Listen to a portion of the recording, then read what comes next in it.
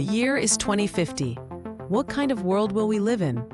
From climate to technology, economics to governance, predicting the future is never easy, but not impossible either. In his book, The World in 2050, Hamish McRae offers a compelling vision. The book argues that even in a chaotic, fast-changing world, there are fundamental forces shaping the path ahead.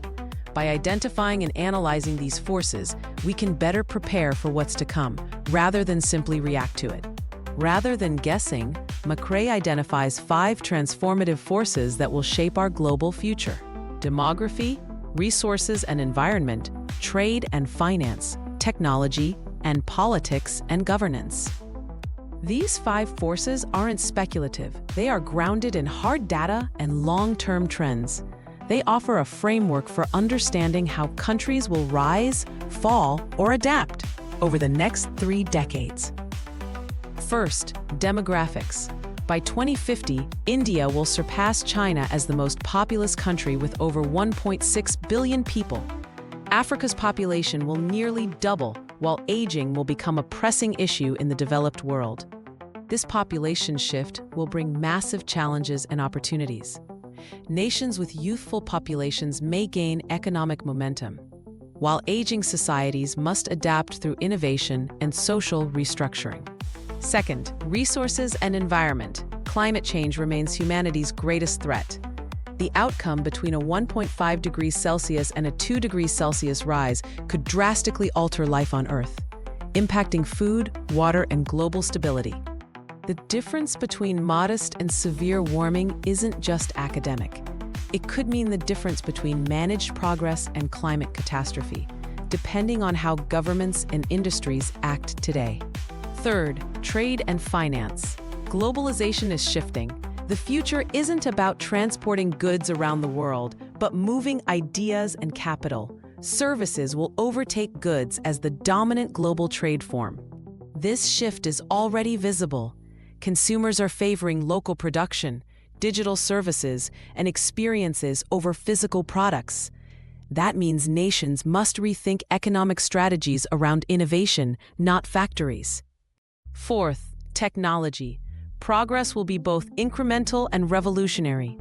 Advances in AI, biotechnology, and energy may transform healthcare, education, and even human capabilities, while also raising deep ethical questions. Already, technology is reducing costs in education, improving healthcare outcomes, and transforming urban life. Yet concerns around inequality and privacy will demand thoughtful governance. Fifth, politics and governance. Democracy may fragment or evolve.